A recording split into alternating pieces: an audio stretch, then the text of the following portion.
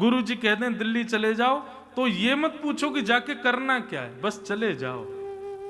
ऐसा विश्वास गुरुवाणी के प्रति होना चाहिए, गुरु की आज्ञा के प्रति होना चाहिए। तो प्रथम भागवत जी सुनो, दूसरा भागवत में वर्णित नवदा भक्ति को सक्षर जीवन में पालन करो, तीसरा गुरु की आज्ञा के प्रति भगवत वाणी का भाव रखो, और चौथे होई विरक्त बसे बने राज जसे। चौथा नियम क्या बताया?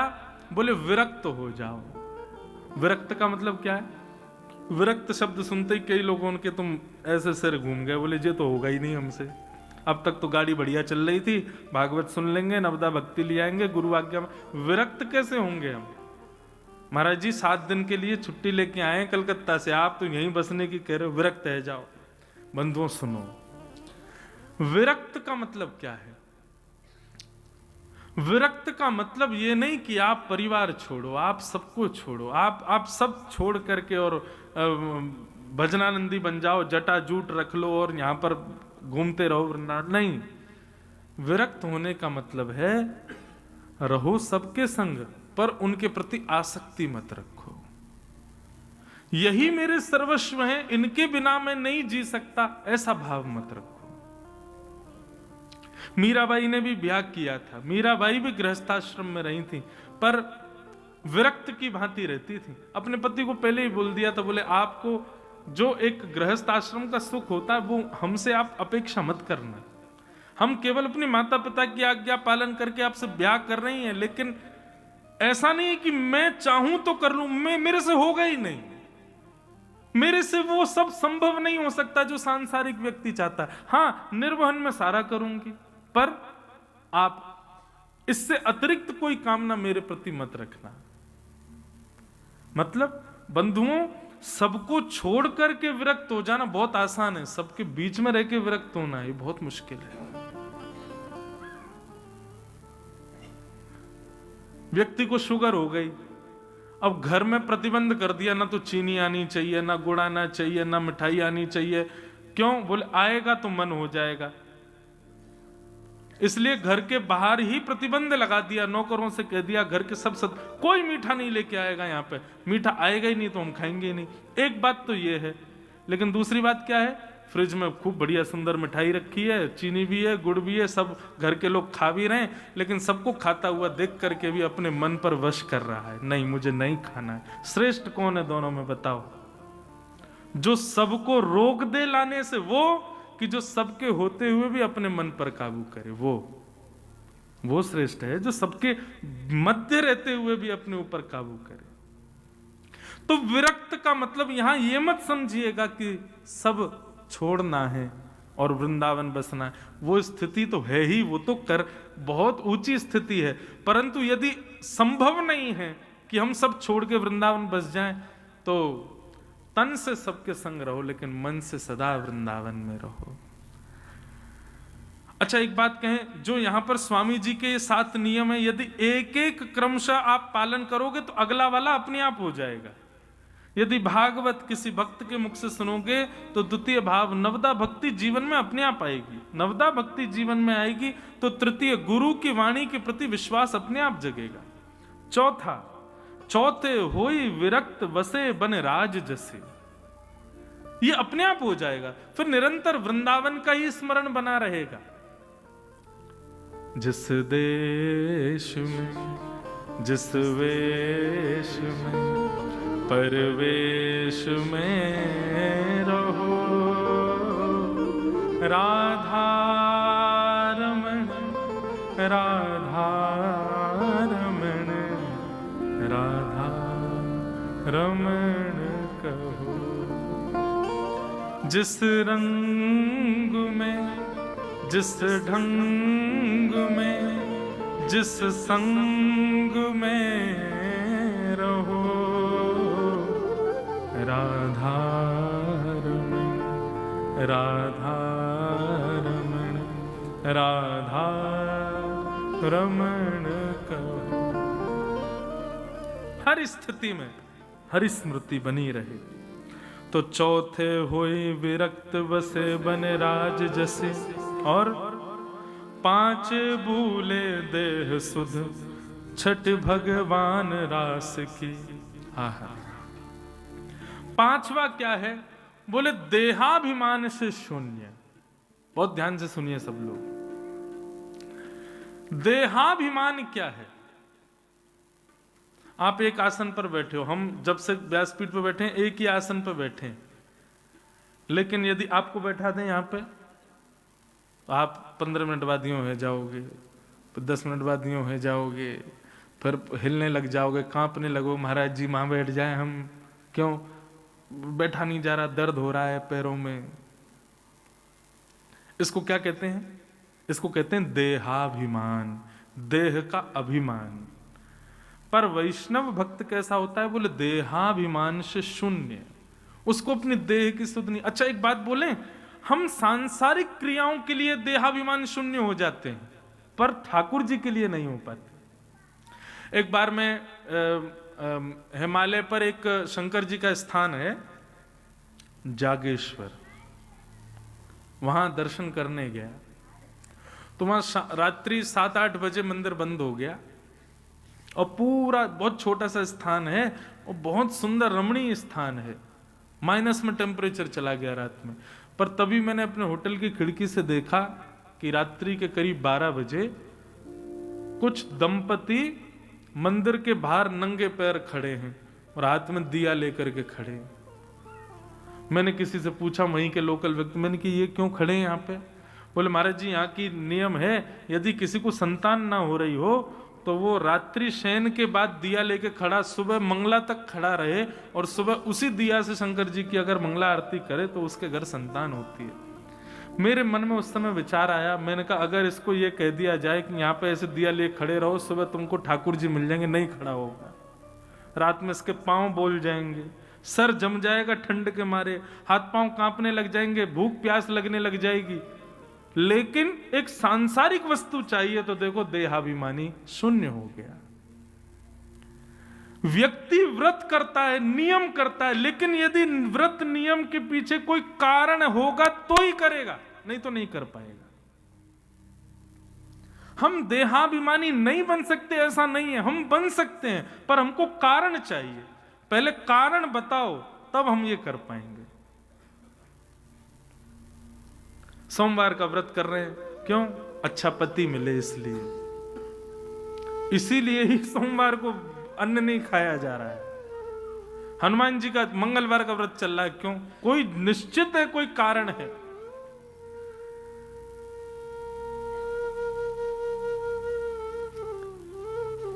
कभी मैंने ऐसा नहीं सुना कि किसी व्यक्ति ने अनशन किया हो। अनशन भी जो लोग करते हैं, मंच से सबको बहुत बहुत प्रणाम है, आपके श्रेष्ठ कार्यों को आप इतने दिन भूखे रह जाते हो। पर कभी सुना कि कोई व्यक्ति गिरिराज जी में अनशन करके बैठा हो, जब तक गिरिराज जी नहीं मिलेंगे मैं अन्न नहीं खाऊंगा? कभी सुना? ठाकुर जी के लिए व्यक्ति देहाभिमान शून्य बन ही नहीं पाता, वो सांसारिक क्रियाओं के लिए ही बन पाता है। तो यहां पर स्वामी श्री हरदास जी का भाव कह रहे हैं कि पांचवा क्या है? बोले पंचे भूले देह सुध, अपने तन की सुध ना रहे।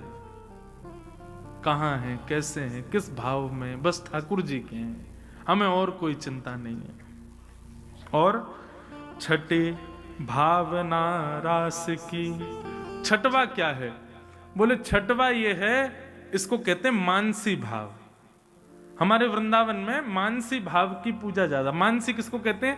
कि आप नेत्र बंद करके बैठ जाओ और नेत्र बंद करके अपने हृदय के कुंज में ही श्यामा श्याम की लीलाओं का दर्शन करो, अनुभव करो, और उस लीला में खुद को भी एक सहचरी बना के ले जाओ कि मैं भी एक सहचरी हूं, ठाकुर जी के संग लीला कर रही हूं। स्वामी श्री हरदास जी एक बार यमुना तट पर बैठे थे, तो किसी व्यक्ति ने आकर के बहुत महंगा इत्र का सुंदर पात्र खोल के रख दिया उनके आगे, और स्वामी जी तो मानसी में बैठे थे। स्वामी जी को पता नहीं क्या हुआ, थोड़ी देर में ऐसे हाथ किए और इतने में वो इत्र का पात्र आया। सोने के पात्र में इत्र था, बड़ा महंगा इत्र। स्वामी जी ने उठा करके उसको जमुना जी में फेंक दिया। और जो इत्र लेके आया वो तो नाराज हो गया, बोले इतना महंगा इत्र सोने के पात्र में लेके आया और ये बाबा को नेक शर्म नहीं आई, फेंक दियो है जमुना जी में। आज के बाद वृंदावन नहीं आऊंगा, आज के बाद कभी नहीं आऊंगा, अब आई सो आई, अब आज के बाद कभी नहीं आऊंगा। थोड़ी देर में स्वामी जी के नेत्र खुले, स्वामी जी बोले आओ लाला, तुमने बिहारी जी के दर्शन किए? बोले नहीं, अभी जा रहा था, उससे पहले आपको प्रणाम करने आ गया। बोले जाओ बिहारी जी के दर्शन करो। जैसे ही उस वैष्णव ने निधिवन राज में प्रवेश किया तो क्या देखा, निधिवन के समस्त कुंजों में वो इत्र के छींटे पड़े हुए थे। और जैसे ही कुंज के मध्य में बिहारी जी को जाकर के देखा तो सिर के मस्तिष्क के मुकुट से लेकर के पैर के नख तक संपूर्ण अंग पर वो इत्र लगा हुआ था जो वो वैष्णव लेके आया था। दौड़ करके गया, स्वामी जी के चरणों में गिर गया, बोले आपने यहां जमुना जी में मेरे सामने फेंका था, वो बिहारी जी को कैसे पहुंचा, मुझे बताइए। तो स्वामी जी ने अपनी मानसी का उद्घाटन किया। बोले जब तू आया हो ना तब मैं मानसी में होता हूं। तो मानसी में कहा देख रहे हो? बोले कि श्यामा श्याम दोनों होली खेल रहे, किशोरी जी और ठाकुर जी दोनों होली खेल रहे।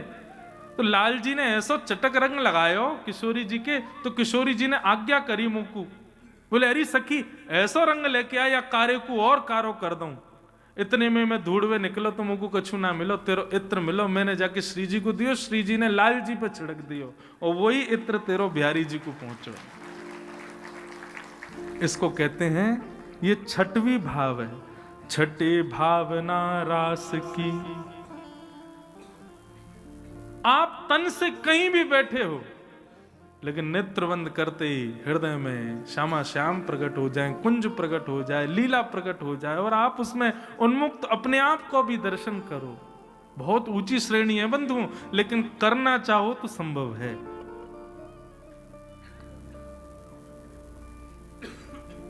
मैं कथाओं में सुनाया करता हूं, रैदास जी वो जब से उनके घर में ठाकुर जी आ गए तो रैदास जी बेचारे कहीं जा नहीं पाते थे। तो रैदास जी ने क्या किया, अपनी कुटिया में ही अलग अलग पर्चियां लगा दी और पर्चियों पे तीर्थों के नाम लिख दिए। जे अयोध्या जी, ये बद्रीनाथ, केदारनाथ, ये वृंदावन, जे श्रीरंगम, ये जगन्नाथपुरी। अपने ठाकुर जी को रोज सजाते और कहते ठाकुर जी बताओ आज कहाँ चलोगे, कौन से तीर्थ में ले चलूं आपको। ओहो जगन्नाथ जी जावे को मन है रो ठाकुर जी को। इतने ठाकुर जी की चौकी उठाते, 5-6 बार अपने घर में ही घुमा के जगन्नाथपुरी जिस पर्ची पे लिखा होता वहीं धर देते। ओहो जय हो जगन्नाथपुरी पहुंच गए ठाकुर जी, देखो समुद्र में क्या सुंदर लहरें उठ रही हैं। ओहो जय जय, लोग बाग सबरे बढ़िया आनंद से कहां से बजा बजा करके जगन्नाथ जी के सामने गा रहे हैं, अरे रथ यात्रा चल रही है। भाव से दर्शन करते थे तीर्थ का। और इसका परिणाम क्या हुआ कि श्री रैदास जी पूष के महीने में भयंकर सर्दी में जब कोहरा पड़ रहा है, उस समय रैदास जी अगर अपने ठाकुर जी को रामेश्वरम ले जाते थे तो कोहरा छट जाता था, गर्मी हो जाती थी, लोग बाग अपनी सोले उतार देते थे। सब कहते भैया इतनी सर्दी पड़ रही है लेकिन ये अचानक गर्मी कैसे हो गई। सब कहते बोले जरूर रैदास अपने ठाकुर जी को रामेश्वरम ले गया होगा, इसीलिए पूरे गांव में रामेश्वरम का मौसम आ गया है। इसको कहते हैं मानसी भाव। रैदास जी कभी गर्मी के महीना में अगर अपने ठाकुर जी को बद्रीनाथ ले जाते तो उनके गांव में बर्फ गिर जाती थी। सब कहते अरे भैया कंबल निकालो, जरूर रैदास के ठाकुर जी आज बद्रीनाथ गए होंगे। ये छठवीं स्थिति है जो यहां भगवत रसिक जी कह रहे हैं। स्वामी श्री हरदास जी के ये 7 भाव हैं, छठी भावना रास की। और सातो पावे रीति रस श्री स्वामी हरिदास की। आहा, बोले 7वीं स्थिति क्या है? 7वीं स्थिति तो जित देखूं उतित श्याममयी है। जहां दृष्टि खोल करके देखोगे वहीं बिहारी जी प्रकट होकर दर्शन दे देंगे। 7वीं स्थिति तो ये है जो स्वामी श्री हरदास जी की, जो मीराबाई की, जो तुलसीदास की, जो रैदास की, ये स्थिति जो हो गई थी, वे जब जहां अनुभव करना चाहते थे ठाकुर जी वहीं प्रकट हो जाते थे। ये 7 क्रम हैं ब्रज में आकर के ब्रजवास करने वाले वैष्णवों को पालन करने चाहिए, इन सप्त भावों का। तो मैं ये बात क्यों बता रहा था कि भागवत जी की प्रधानता इतनी है भैया, यदि बिना भागवत के आप अन्य किसी मार्ग साधन को अपनाओगे तो माफ कीजिए, आप भक्ति के मार्ग में आगे नहीं बढ़ पाओगे। भागवत जी तो आपको जीवन में लानी ही पड़ेंगी, और ऐसा नहीं है कि एक बार आ गई तो फिर इनको त्याग के अब आगे बढ़े, नहीं, भागवत जी को तो अंतिम समय तक, भगवत प्राप्ति तक आपको जीवन में रखना पड़ेगा। श्रीमद् भागवत में लिखा, रसिका भूमि भावुका मोहर हो, निरंतर श्रीमद् भागवत जी के आश्रय में रहो। भागवत जी का कभी त्याग मत करना। तो भैया इस कलिकाल में यदि भगवत प्राप्ति का कोई साधन है तो वो श्रीमद् भागवत की कथा है। उस भागवत के आश्रय में आप लोग चले जाओ। तब सौनकादि ऋषियों ने कहा, महाराज भागवत जी का थोड़ा महात्म्य तो बताओ हमको, ये भागवत जी हैं कैसे? तब सूत जी ने बताया, बोले एक बार की बात है, भक्ति के 2 पुत्र हैं, ज्ञान और वैराग्य, दोनों वृद्ध हो गए। भक्ति युवा थी लेकिन पुत्र वृद्ध हो गए। भक्ति ने मुझसे याचना की, भक्ति ने नारद जी से याचना की, हे नारद जी मेरे पुत्रों को युवा करो। मैं युवा हूं, मेरे पुत्र वृद्ध हो गए। क्यों? बोले लोगों में भक्ति तो बहुत है लेकिन ज्ञान और वैराग्य नहीं है, इसलिए मैं युवा हूं, मेरे पुत्र दोनों वृद्ध हैं। आज भी लोग, भक्ति तो खूब है सबके अंदर, आजकल भक्ति बढ़ भी बहुत रही है, लेकिन ज्ञान नहीं है, वैराग्य तो दूर दूर तक नहीं है। वैराग्य कैसा? वृंदावन में अभी बहुत भीड़ हो गई, और आप लोगों ने कथा ऐसे समय रखी है, ये तो पीक टाइम है वृंदावन में, अभी लाखों की भीड़ आने वाली है। कल परसों में तो वो हालत होगी महाराज। लेकिन ठीक है, कथा अपनी थोड़ी सी शहर से अलग है तो कोई दिक्कत नहीं, भीड़ बहुत आने वाली है वृंदावन में। लेकिन यदि अभी ऐसा कुछ नियम बना दिया जाए कि यहीं बाहर रोड पे ही सबकी गाड़ियां रुकवा करके कह दिया जाए, भाई फोन जमा करके भीतर जाओ, फोन नहीं ले जा सकते आप वृंदावन में।